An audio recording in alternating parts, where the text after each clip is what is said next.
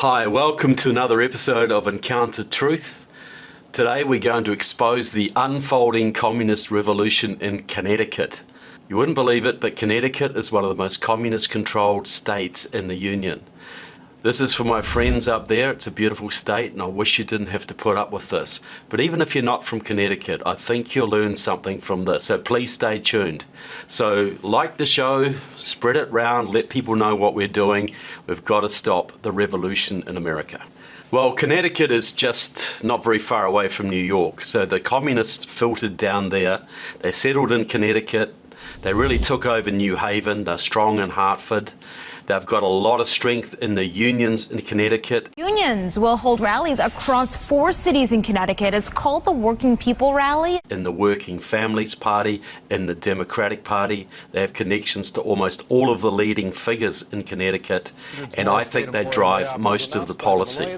I think the Communist Party is why Connecticut is one of the most highly taxed states in the Union, why its budget is imploding, while the state is in extreme distress. Connecticut is losing revenue. There's been a decline in income tax payments and withholdings. Payments have been delayed because so many people are unemployed. I put it right back at the Communist Party and its influence. So what do I mean? Well, I want to go through some of the top communists in Connecticut to let people know who they are, some of the front groups they work on, then show you a pictorial display of these communists with some of your leading officials. You'll be shocked at how much they're connected. Now, the Connecticut Communist Party works through a few fronts. One of them is the Connecticut Alliance for Retired Americans. This is an AFL-CIO affiliate, and in the state of Connecticut, it's almost completely run by communists. It is their front. They also are strong in the Working Families Party. They also run the New Haven Peace Council, which is affiliated to the US Peace Council, which is affiliated to the World Peace Council, which is a Soviet front. It works, it's now controlled largely by Cuban and Greek communists, but is one of the main world communist front groups, if not the main communist front group today. And its job is basically to propagandize against the US military and US military alliances, and strengthen Russia, China, and all the enemies of America by disarming this country. So some of the top communists in Connecticut, well, I'm going to start right at the top. That's Joelle Fishman. She's been in the party since the 70s at least. Her father, George, and her mother, Edie, both long-time Communist Party members. She's a red diaper baby. She was brought up in the party. Now, she's undoubtedly the head of the Communist Party in Connecticut, and she also serves on the Communist Party National Political Committee. She's the head of it, the Political Action Committee. So her job is to liaise with the Democratic Party and move the Democratic Party as far left as she can. That's a very, very senior position. She's one of the most dangerous subversives in the country. And you look at her, she looks like anybody's grandmother. But she's extremely dedicated, a very convinced communist, and has done lots of damage to this country. I joined the Communist Party as a teen during the upsurge of the 1960s to end white supremacy, the war against Vietnam, and win union rights. In the Communist Party, I found a home that not only struggles day to day, but has a vision for a better future. The brutality of Trumpism threatens to turn back all the rights fought for and won during the freedom struggle so far. That's why I'm proud to be all in with the Communist Party to organize a massive and united voter turnout in the historic 2020 elections. The time is now to end exploitation and structural racism and guarantee health care, housing, education, social security, living wage jobs, equality, and peace with climate justice as basic human rights. Let's dump Trump and organize together to put people and planet before profits. My name is Joelle Fishman, and I endorse #Vote Against Fascism. She is married to a man called Art Perlow. He's an economist. He was at Yale, I believe. Works with her on the Connecticut Alliance for Retired Americans, etc. His father was Victor Perlow, a bona fide Soviet spy during World War II, working in the government in Washington, head of a major Soviet spy ring. So his son is now helping to lead the Connecticut Communist Party. You've also got in New Haven Henry Lowendoff, a long-time Communist Party member, very, very active in the New Haven Peace Council. Also, you have the Reverend Scott Marks, a long-time Pentecostal minister who now runs New Haven Rising, which is populated by young Communist League people. It's basically a front for the Communist Party. Now, I can't say Scott Marks has a party card, but he's attended Communist Party religious conferences. He's a regular at Communist Party events. His kids hang around with the Young Communist League. If he doesn't hold a party card, he's at least a very deep Communist Party sympathizer. And yet it's not surprising that a reverend would be in the Communist Party. The Communist Party has many pastors in its ranks. They deliberately recruit pastors because the church is a very influential body and they want the influence. Over in Hartford, you also have a strong branch, not as strong as not as strong as New Haven, but it's pretty strong, and that's led by a guy called Winheimer. The ex-military guy, he's deep into the Communist Party, also a leader of the Connecticut Alliance for Retired Americans. And you also have Tom Connolly, another long-time communist who is also involved in CARA. So it's one of their main fronts. Now, in Connecticut, in the headquarters of the Connecticut Communist Party is at Howe Street, New Haven. It's the New Haven People's Center, and this is where the communism is organized from. This is where everything happens. I regard it as the capital of Connecticut. I think more happens there to affect life of the people of Connecticut than happens at the official state capital, to be honest. The current governor of Connecticut is, of course, Ned Lamont. And here's a little picture of Ned marching arm in arm with Reverend Scott Marks. And here's another picture of Governor Lamont marching also with Scott Marks. Now here he is with Communist Party leader Winheimer. And there's another picture of him with Winheimer. He is very close to the Connecticut Communist Party, as was his predecessor, Daniel Malloy. Now, it's not surprising that Ned Lamont would want to hang around with communists from time to time, because his uncle, Corliss Lamont, was one of the top communists in America at its peak. Back in the 40s and 50s, he was a leader of the American Soviet Friendship Society, very active in Communist Party causes. He denied he was a Communist Party member, but he was identified in several hearings as an actual party member. So that's Ned's uncle, Corliss Lamont. Well, sir, now, in order to couch your views properly, sir, is it true to say, you mentioned that you were one of the Americans who was generally friendly toward Soviet Union. Now, you made several trips to Russia, didn't you, during the 30s? I made 2 trips, Mr. Huey, in 1932 and 1938. And during that period, you were one of the Americans who thought that there was something enormously hopeful for mankind going on in Russia. That's right, but I was never an apologist for them. I always saw the mistakes and the evils in the Soviet Union. It seems to me that any country has both its good and bad sides, and that's certainly true of Russia. Now, the senators, Richard Blumenthal, the senior senator from Connecticut. Well, here he is with Winheimer. You know, it's good, obviously got a bit of a connection there. Here he is again with Winheimer. So he has no problems hanging around with communists. He goes to many of their seminars, many of their events. He hangs around with them quite a lot. But not as much as his partner, the junior senator from Connecticut, Chris Murphy. Now remember Chris Murphy, he was going on and on and on about Trump connected to Russia. He was leading the charge, Trump, Russia, Trump, Russia, Trump, Russia. You tweeted this public comment, and you were briefed on the intelligence here, that there is evidence of a giant, quoting from you, multi-year effort to help Trump in 2020 by Russia. What can you tell us about that? Well, what I can tell you is that it's much bigger and bolder and smarter than it was in 2016. The Russians have learned, and they are now trying to use U.S. persons and fake websites in order to proffer a narrative that helps President Trump's reelection. Well, it just turns out that Chris is a little bit of a hypocrite. Here he is, as you'll see, with Communist Party member Winheimer, and Communist Party supporters Ruth Tulin Sion and Marilyn Tisker. Here he is with Henry Lohendorf, and if you look over his shoulder, there's Joelle Fishman.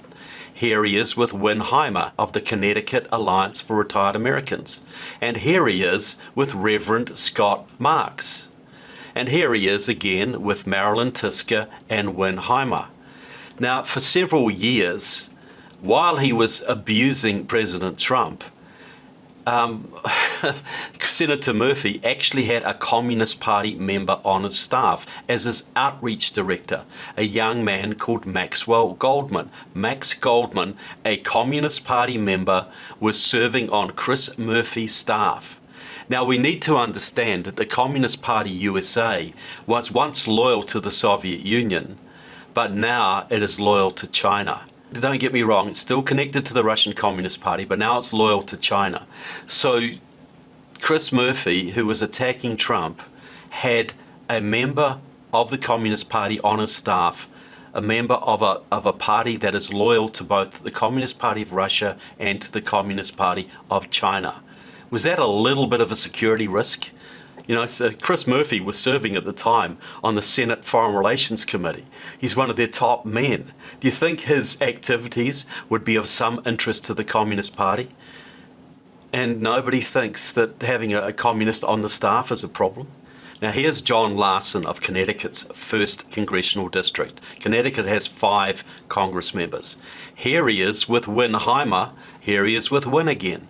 And here's Tom Connolly of the Hartford, Connecticut Party holding up a sign campaigning for this man. The part of the power that the Communist Party has is that it runs campaigns to elect these people. And so if you're elected by the Communist Party, you'll tend to listen to them when they come to your door wanting some policy proposals adopted, or wanting you to do something, or wanting you to get some funding directed their way. For instance, the Connecticut Communist Party headquarters, the New Haven People Center, has had massive state grants directed to them. They get a lot of money from the state. And here's Jim Himes of Connecticut's 4th District. Now, Jim was elected, so the Communist Party says, with their help. Now, Jim did his thesis as a young man on the Nicaraguan Sandinistas self-defense units. These were the sort of spy force of the Nicaraguan Sandinistas, who were pro-Soviet communists. So these were the people who would watch the neighborhood to make sure nobody was doing anything the party wouldn't approve of. And Jim Himes thought these were very good organizations. And this man serves on the Intelligence Committee in the House of Representatives.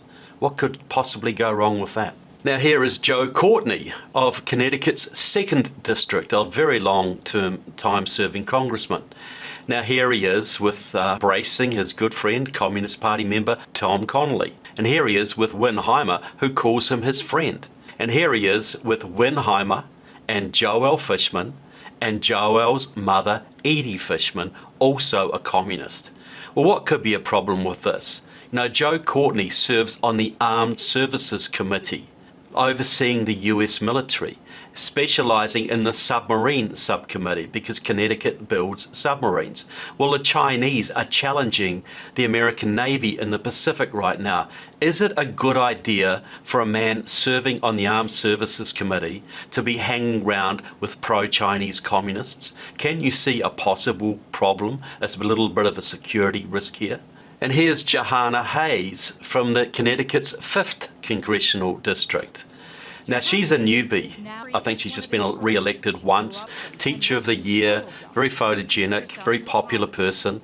Well, she hasn't had a lot of time to get working with the communists yet, but she was elected with the help of a man called Len Yaniali, a Communist Party member who worked in her office, wrote letters supporting her, you know, just publicising her, very much helped to get her elected. Here is the Connecticut Alliance for Retired Americans outside Johanna Hayes' office, and she writes a little note saying how she just can't wait to work with the Connecticut Alliance. She wants to cooperate with them. This is a Communist Party front, and she should know that. Everybody else on the left in Connecticut knows that, and it's hard to imagine that she does not. Now here's the best one of all. This is Rosa DeLauro of Connecticut's 3rd District. She's been working with the Communist Party for at least 15 years. So why should that be a problem? Well, it just turns out that Rosa DeLauro is probably the 3rd ranking Democrat in the House, I believe. She works with Nancy Pelosi, allocating positions. I mean, allocating who's going to serve on what committee in the Congress. That's an extremely important post. And here, as you will see, she is a long-time friend and supporter of Joelle Fishman of the Communist Party's Political Action Committee, the part of the Communist Party that liaises with the Democratic Party to get what it wants. So here you see, back in I think 2011, you have Rosa DeLauro speaking at the New Haven People Center, the Communist Party headquarters. Here she is. You can just see Winheimer there embracing her very good friend, Joelle Fishman. Here she is with another Communist Party supporter, Celestino Cordova. Here she is with a bona fide Communist Party member and Labour Union official, Blair Bertuccini. And here she is in Cuba in 2011 with a whole bunch of other congressional Congress members with a woman called Portia Siegelbaum having a little meal together. Well, Portia Siegelbaum is a long-time Communist Party USA member. She married a Cuban. She lives in Cuba. She does some work for CBS News, but she also works for Radio Havana. She's effectively a Cuban agent. Back in 2012, one of the top Connecticut communists, a man called Al Marder, celebrated his 90th birthday. He's been active in the Communist Party since the 50s, and they decided to hold a big birthday bash for him. So they have a host celebrations committee. Rosa DeLauro's on that committee. So are several Connecticut state reps. Alderman from New Haven. The Communist Party runs the New Haven Board of Alders. Tony Harp, the former mayor of Connecticut, was very much a Communist Party sympathizer as well, and she's on the host committee.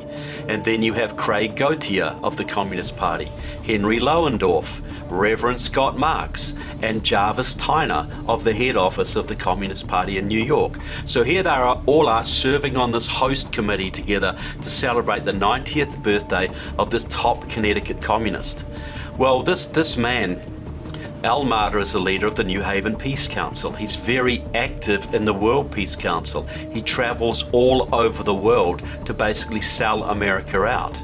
And here he is with Henry Lohendorf in Moscow in 2015. They're there to celebrate the 70th anniversary of the victory over fascism, meaning the victory over Nazi Germany. And here's Al Marder on stage at a Communist Party event, just about to get hugged by Gennady Zyuganov, the head of the Russian Communist Party. So this is how deep communism has penetrated Connecticut, folks. They are connected to every single one of your Congress members, both of your senators, your governor, your previous governor, the previous mayor of New Haven, a whole bunch of the alders in New Haven, and a whole bunch of your state representatives. The Communist Party, I believe, is more powerful than the Democratic Party in Connecticut, and it's probably 200 to 300 members at maximum. But it's organized, it's focused, it's disciplined, it's funded, and it's very serious about revolution. So I hope, living in Connecticut, you now have a little bit more of an understanding of why your state suffers the way it does. It suffers because your Democrats are in bed with the communists, and your Republican Party doesn't know it and doesn't know how to fight back against it. So I hope you found this interesting, folks.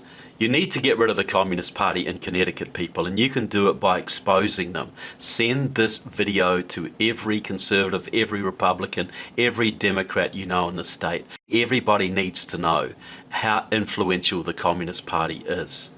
Only then can it be stopped. But this is just a microcosm of what's happening all over the country, folks. The communists are stronger in Connecticut than they are in most places, but all over the country they're gaining similar influence in small towns, major cities, they are working it, and remember, they are working for the Chinese. They're still supporting the Russian Communist Party, the Cuban Communist Party, the Iranian Communist Party, the Iraqi Communist Party, the Venezuelan Sandinistas. They are enemies of America, and they have burrowed into your society at every single level, including little states like Connecticut. So thanks for watching, folks. Please distribute this video as far and wide as you can. Keep on your guard. Keep up your spirits. We've got to be the counter-revolution. We've got to turn this tide back. So thanks for watching. God bless America, and God bless all of you. Thank you.